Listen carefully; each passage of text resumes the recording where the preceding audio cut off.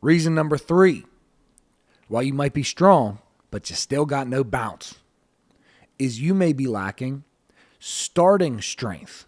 So first one is rate of force development. Second one is reactive strength. Third one is starting strength. So starting strength is your ability to turn on as many muscle fibers as possible at the very start of a movement. So do you remember, Kevin, a couple podcasts back, we talked about how little Jimmy is stuck under a car. Mm-hmm. And his mother's trying to lift up the car. Mm-hmm. She can't lift the car. So she calls all the neighbors and all the people to come help. And now 8 people are trying to lift up the car. Yeah. And they can finally, with enough help, they can lift up the car just enough for little Jimmy to crawl out. Mm-hmm. That's what your muscle fibers do during isometrics.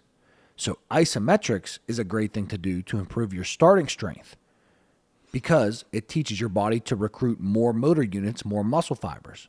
Because when you're doing isometrics and some of your muscle fibers fail from holding the isometrics there, and this is with yielding isometrics, this is with overcoming isometrics, you are teaching your body when some of your muscle fibers fail, you recruit on more and more muscle fibers to come help with that lift. Yeah. So now not only the main muscle fibers that always turn on during your lifts, now you're teaching all these muscle fibers that are lurking in the background. You're teaching them to turn on too whenever you do dynamic sporting action.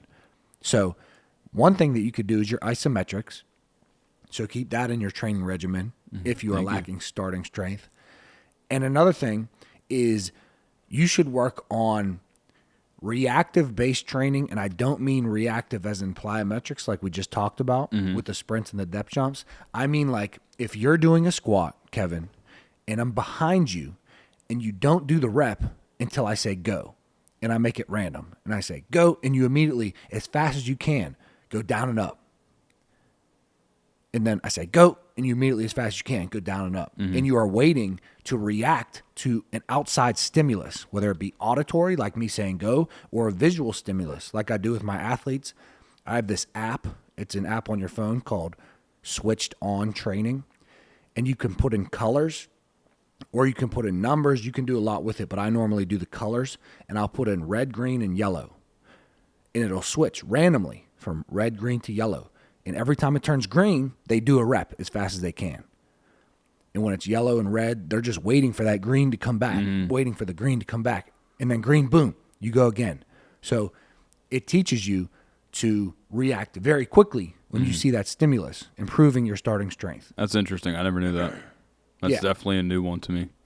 So that is number 3. That is the third reason why you might be strong, but you still can't jump high. Starting strength.